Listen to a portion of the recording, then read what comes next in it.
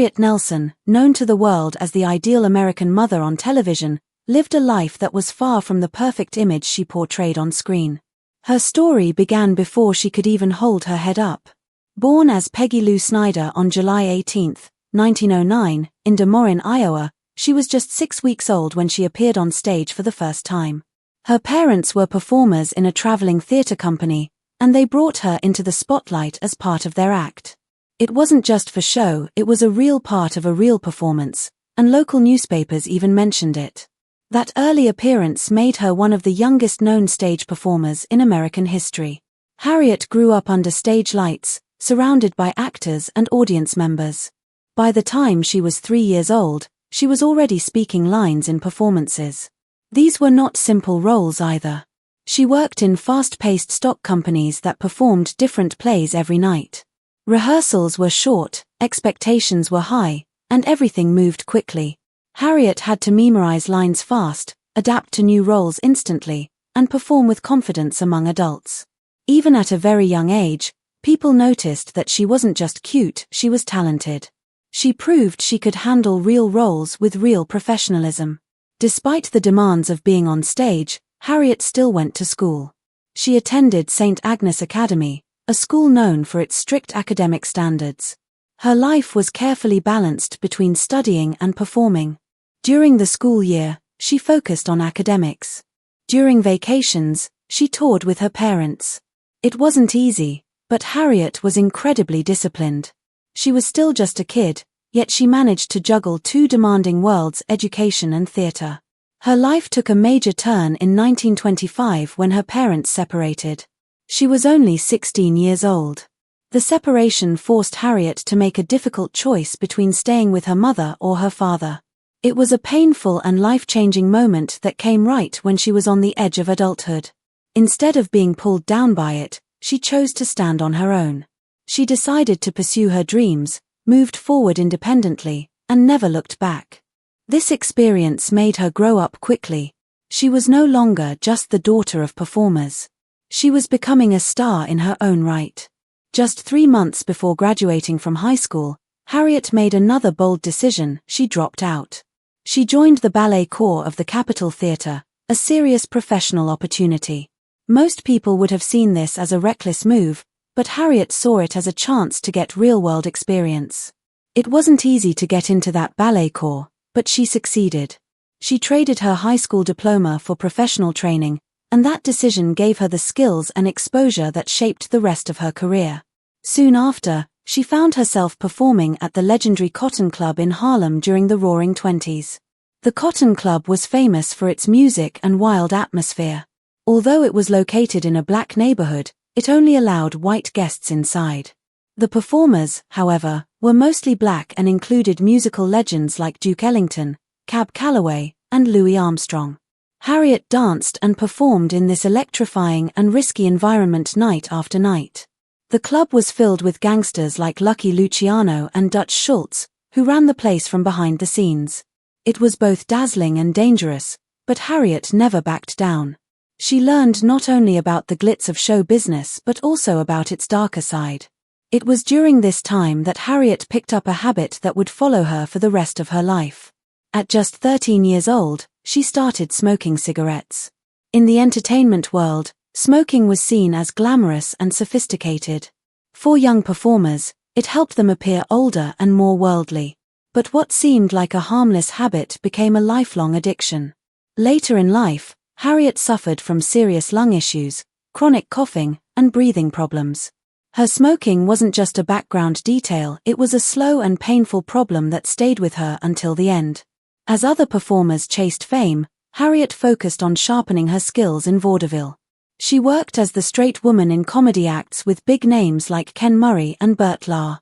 While she didn't get the loudest laughs, she played the essential role of setting up the jokes. Timing was everything in these acts, and Harriet was excellent at it. Lahr, who would later become famous for playing the Cowardly Lion in The Wizard of Oz, had a wild and energetic style. Harriet was the calm and steady presence that made his act work. They traveled constantly and performed several times a day, but Harriet never slowed down. Her talent and work ethic kept her career moving forward. One of the biggest milestones in her vaudeville career was performing at the Palace Theatre in New York. The Palace was considered the ultimate venue for vaudeville acts. Getting to perform there meant you had truly made it. Harriet didn't just appear there once, she performed there 4 times during the 1930s. Each performance earned her more respect and attention. Audiences came back, critics praised her, and casting agents began to take notice. These performances helped Harriet transition from being a vaudeville act to something much more. But just as her professional life was taking off, her personal life took a devastating turn. In 1930, at just 21 years old, Harriet married a comedian named Roy Sedley. He was 9 years older than her, smooth-talking, and deeply involved in the nightlife scene of New York. They had met at the Cotton Club, and at first, it seemed like a fairy tale. But the reality of the marriage was far from romantic. Sedley was violent and unstable. He drank heavily, partied constantly, and emotionally abused Harriet. She had grown up in show business, but nothing had prepared her for the pain and danger of that relationship. Harriet's world became filled with arguments, threats, and loneliness. Sedley's lifestyle wasn't glamorous, it was toxic. After a year, she left him, but legally she was still tied to him. It took 2 more years of struggle before she could officially end the marriage. In the meantime, she continued working to support herself. She returned to vaudeville, took on dancing gigs, and performed as a straight woman in comedy routines. She had to put on a happy face on stage while her personal life remained a painful mess behind the scenes. Finally, in 1933, the annulment was granted. Though the marriage was over legally, the emotional scars remained. During the difficult final stages of that marriage, something good finally entered her life. In 1932, while still legally married but emotionally detached from Sedley, Harriet met a saxophone player named Ozzie Nelson. He was calm, respectful, and kind, everything that Roy Sedley was not. Their connection was immediate. They clicked on and off stage. However, the relationship raised eyebrows because Harriet was still married in name. The gossip didn't stop them. Ozzie made her feel secure, and she wasn't about to let go of that. Ozzie gave Harriet a fresh start by hiring her as the vocalist for his band. She adopted a new stage name, Harriet Hilliard, to distance herself from her past. In most big bands of that era, female singers were often in the background, but Harriet stood out. She had charm, presence, and knew how to work a crowd. In no time, she became the band's center of attention. She sang, she joked with Ozzie, and she connected with the audience. People loved her. By 1933, Harriet's career was soaring again. She and Ozzie landed a job performing at the Glen Island Casino, a top venue that attracted wealthy crowds and broadcast their performances across the country. Harriet and Ozzie were a sensation. Their chemistry lit up the stage, and people took notice. They weren't just making music, they were building something special. Ozzie began writing special duet songs for Harriet. Instead of traditional love songs, these duets were full of clever jokes where Harriet often delivered the punchlines. One of their most famous numbers, And Then Some, featured Harriet teasing Ozzie on stage, and the audience loved it. She was funny, fearless, and incredibly engaging. In an era when women were expected to be quiet and sweet, Harriet stood out by being bold and witty. She didn't just play a part, she played it her way. Everything, the music, the laughter, the reinvention, the sold-out shows, was leading up to a new chapter. In 1935, Harriet married Ozzie Nelson. This time, the marriage was built on mutual respect, shared dreams, and real love. Together, they would go on to create one of the most iconic families in American television history. But behind the polished image was a woman who had lived 1,000 lives before ever stepping in front of a television camera. She had been a child star before she could walk, survived violent relationships, rebuilt herself from nothing, and navigated the roughest corners of show business with courage and skill. She poured cocktails for friends, shared jokes at private parties, and kept company with people society pushed aside. She smoked in secret, told off-color jokes, and never fit the mold of the woman she played on screen. Yet she showed up, day after day, to become the symbol of ideal motherhood on television.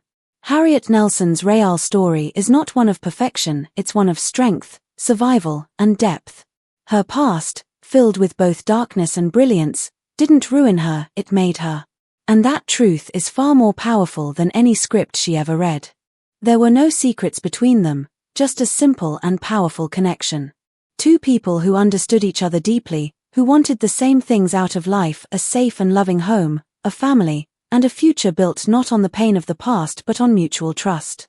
What Harriet found in her marriage wasn't just love, it was the kind of stability she had never experienced before. Her relationship with Ozzie was everything her previous relationship with Roy Sedley hadn't been. And that difference could be seen in every part of her life. Within a year of their marriage, she and Ozzie were already working together on radio shows, building something special not just as husband and wife, but as creative partners. By the late 1930s, their names were known in households across America. But their success didn't come overnight. It was earned slowly, with hard work, sacrifice, risks, and a number of second chances that shaped their journey. Harriet Nelson, who had been performing since she was 3 years old, had always been determined. In 1936, she signed a one-year contract with RKO Radio Pictures. At the time, she was just 27 years old, but she had already lived a full life on stage. She had just come off Broadway and the nightclub scene and was now stepping into a new chapter, one that would take her from live audiences to the silver screen. Signing with RKO wasn't a small achievement. RKO was one of the biggest film studios in Hollywood, known for producing major stars like Katharine Hepburn and Fred Astaire. Harriet's contract guaranteed her 3 films, with the possibility of more if she succeeded. It was a big moment for her, a bold step away from performing only with Ozzie's band. Both she and Ozzie had agreed it was her moment to shine on her own. That same year, Harriet landed a significant role in one of RKO's most eagerly awaited films, Follow the Fleet. This wasn't just any musical. It starred Fred Astaire and Ginger Rogers, two of the most famous actors of that time, and Harriet was cast as Connie Martin, the romantic lead opposite Randolph Scott.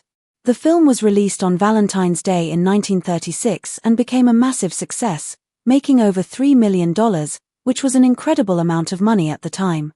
Critics praised Harriet's acting, especially her chemistry with Randolph Scott, and audiences were charmed by her voice, her natural presence on screen, and her effortless charm. With music by Irving Berlin, including the classic song Let's Face the Music and Dance, the film solidified Harriet's place in Hollywood. She wasn't just seen as a singer anymore, she was now officially a movie star. As the 1940s began and World War II changed life in America, Harriet's career changed too. During wartime, Hollywood focused on making films that helped people escape reality, happy stories, comedies, and musicals that lifted people's spirits. Harriet fit that need perfectly. From 1941 to 1944, she starred in film after film designed to entertain and distract from the war. In Sweetheart of the Campus, she played a college student trying to save her school with a musical performance. In Confessions of Boston Blackie, she took on a suspenseful role, showing she wasn't limited to just singing or comedy. In Jukebox Jenny and Honeymoon Lodge, she took center stage, carrying entire films with her talent and presence. She was often juggling multiple projects at once, something that even many top stars didn't do. Directors admired her professionalism, and producers kept giving her lead roles because she always delivered. By the middle of the 1940s, she had acted in over a dozen films. In Coconut Grove, released in 1938, she starred with Fred MacMurray in a feel-good story about a band chasing fame in Los Angeles. Harriet played a tutor who joined the band and became the key to their success, thanks to her singing. Though the film wasn't a hit with critics, audiences loved it. In Jukebox Jenny, she brought energy and humor to a chaotic, music-filled comedy. In Honeymoon Lodge, she shared the screen with Ozzie in a rare romantic comedy where their real-life chemistry lit up the scenes. She also appeared in Swing Time Johnny and Hi, Good Looking, each film adding more range to her resume. She could do romance, comedy, drama, and music, and she did all of it often and well. Her name became known for representing happiness and hope during one of the darkest periods in American history. While audiences enjoyed her work, insiders in Hollywood began taking notice of her potential. She was more than just reliable, she had everything needed to become a superstar. She had beauty, talent, charisma, and a rare gift for making people feel something. She had worked with legends like Fred Astaire, Fred MacMurray, and Ginger Rogers, and she had held her own among them. Her reputation grew quickly, and many believed she was on the verge of becoming one of Hollywood's brightest stars. In Ozzie Nelson's 1954 autobiography, My Life with Harriet, he revealed something that very few people knew at the time. Both he and Harriet genuinely wanted her to continue acting in films. This wasn't a story of a woman being forced to give up her career. Harriet had the talent and the passion to keep going. She was rising. But together, as a couple, they decided that their family had to come first. It wasn't easy. It was painful, and it was rarely spoken about, but it was something they agreed on. That decision marked the beginning of a quiet but deep sacrifice. While Harriet stepped back from acting, Hollywood moved on. The very actresses she had once shared the screen with were becoming icons: Betty Grable, Rita Hayworth, and Judy Garland. Harriet watched from the sidelines, wondering what her life could have been. She later admitted that it was a bitter feeling to know that she had the talent and appeal to be among them. But instead of attending movie premieres, she was attending school meetings and raising children. That quiet ache never fully disappeared. In 1944, another major shift happened. When comedian Red Skelton was drafted into the military, Ozzie saw an opportunity to do something new. He created a radio show called The Adventures of Ozzie and Harriet, based on their real family. The show debuted on October 8, 1944. At first, actors played the roles of their sons, David and Ricky, because the boys were still young. But eventually, the real boys joined the cast. The show became more than entertainment, it became a true family business. With big sponsors like Heinz and Listerine, the show aired 402 episodes and became a hit. Harriet now had a different kind of stage, one that entered homes all across the country. By 1952, the family made the move to television. ABC had already included an option in the contract for a TV version of the show, and they moved forward with it. What followed became television history. The Adventures of Ozzie and Harriet became the longest-running live-action family sitcom of its time, airing for 14 years, from 1952 to 1966. Audiences watched David and Ricky grow up on screen. They even watched them get married, with their real wives joining the cast. The show wasn't always number one in ratings, but it didn't need to be. Its strength was in its consistency, its warmth, and the way it gave the illusion of real family life. To make that illusion feel even more authentic, Ozzie went one step further. He had their actual house at 1822, Camino Palmero Street, recreated exactly on a soundstage. The real house's exterior was shown in the show's opening credits, and the studio set matched their real home's American-style decor down to the smallest detail. Harriet even helped design the set to make sure it felt just right. It worked. Viewers felt like they were sitting right there in the Nelson home. The show became a comforting weekly tradition for millions. At its peak, the show reached 20 million viewers each week. Harriet, once a promising film actress, had now become the face of the ideal American mother. She was calm, elegant, composed, everything America believed a mother should be. And millions of people thought that was who she truly was. But behind the scenes, Harriet's life was far more complicated. Her days started early. She would wake at 6 a.m., arrive at the studio by 7, and return home to meals prepared by a housekeeper. Still, she kept the image alive. Critics called the show a polished version of the American dream. Clean, happy, and free of pain, just what people needed after the war. Harriet became one of the three most iconic television mothers of the 1950s, along with Barbara Billingsley from Leave It to Beaver and Jane Wyatt from Father Knows Best. But unlike the others, Harriet wasn't playing a fictional character. She was playing herself. And that made the role both powerful and limiting. The real Harriet Nelson was much more than the polite, coffee-pouring mother on TV. Emmy-winning director Peter Jones once called her a bombshell, not just for her beauty but for her personality. She was bold, lively, and drawn to people who didn't fit into society's narrow expectations. In a time when TV completely ignored the LGBTQ+ community, Harriet privately supported them. She didn't broadcast it, but in her personal life, she was accepting and kind. That quiet act of inclusion revealed more about her than any line of scripted dialogue ever could. Harriet had a sharp sense of humor.